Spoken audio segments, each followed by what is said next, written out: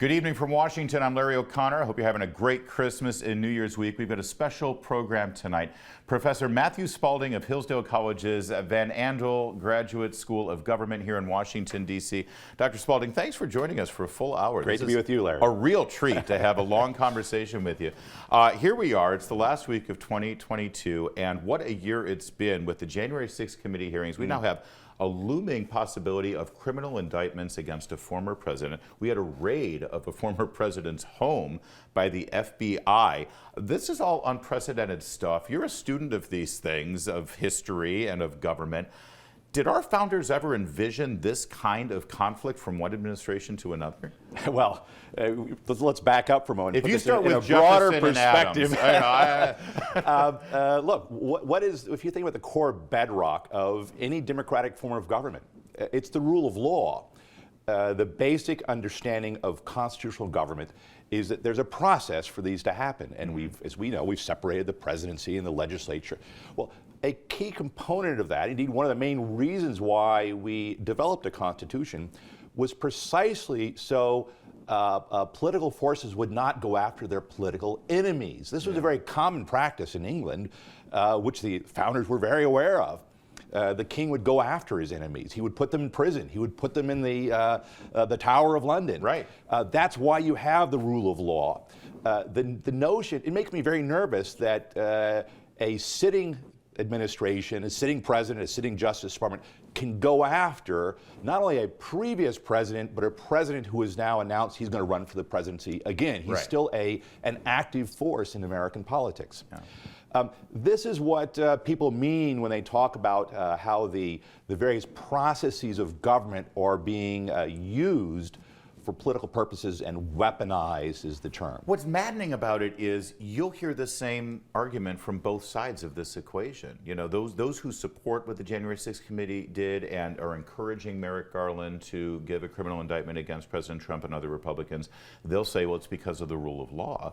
And those who think that this is an atrocity, they'll say this is wrong because of the rule of law. That's what's so frustrating. But part of it, these are always good occasions to again back up and put it into perspective. Why do we have the rule of law in the first place? What I worry about, mostly on the left, but sometimes on the right as well, is we're beginning to see the rule of law, by which I mean this broad constitutional system, as merely a mechanism to be manipulated for political ends. Right. Well, I suppose it is a mechanism for political ends, which is about our self-government.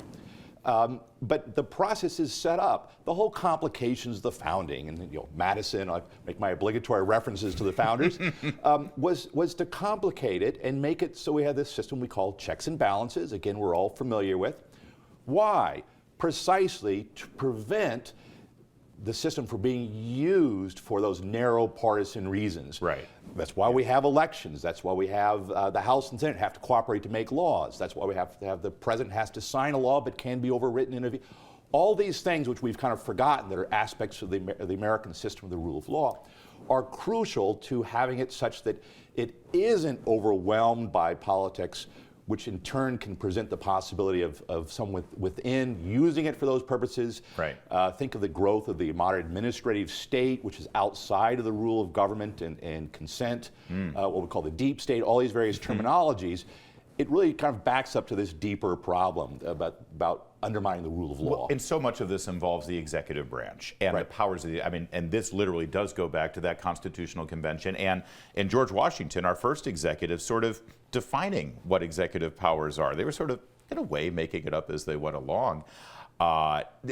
Executive privilege was one of the first things that George Washington, he was the first president to actually claim executive privilege on things, right? And please correct me if I'm wrong, Professor, because you're the professor here. I'll keep a list. Thank you. Yes, there will be a test on this. When Professor John Eastman, an advisor, he was a law professor at Chapman. I know Professor Eastman. I've interviewed him on my radio program for years. He was advising Donald Trump, the President of the United States, on what he could or couldn't do vis-a-vis the Electoral College leading up to the events of January 6th. His advice now is seen as criminal.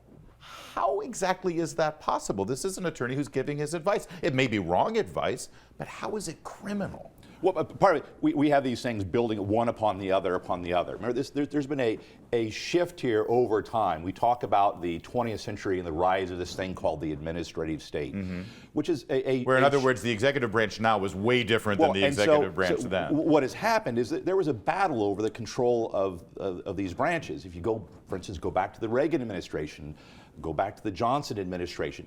These are largely fights between the executive and the legislature. Okay. What has happened is the executive has essentially won all of those debates.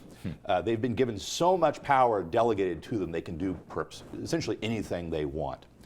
I think what we're seeing now, and this is in a broader perspective, is we're seeing that modern administrative branch, the executive branch, with vast abilities to do whatever it wants, using that now for political purposes. That is, you can use your Justice Department, you can use aspects to go after your political enemies, either directly in the case of Trump, or indirectly in the case of other groups through the tax processes, whatever it might be.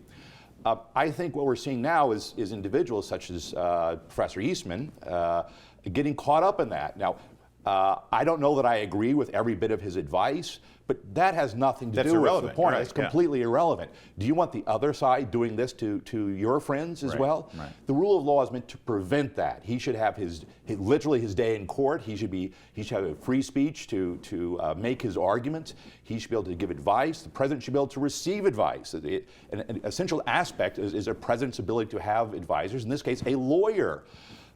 This is subject to politics. Elections, we fight these things out. Sure. That is what we want.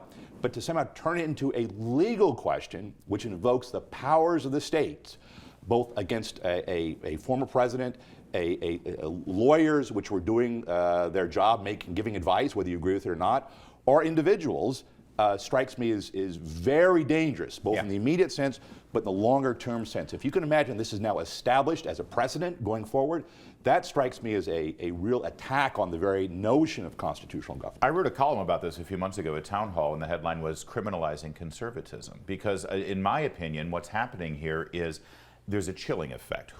Let's say Trump wins in 24. Who would want to go and work with that administration knowing that this is a possibility, that your advice that you give that president will be subpoenaed, that you're going to have to testify, there's going to be hearings.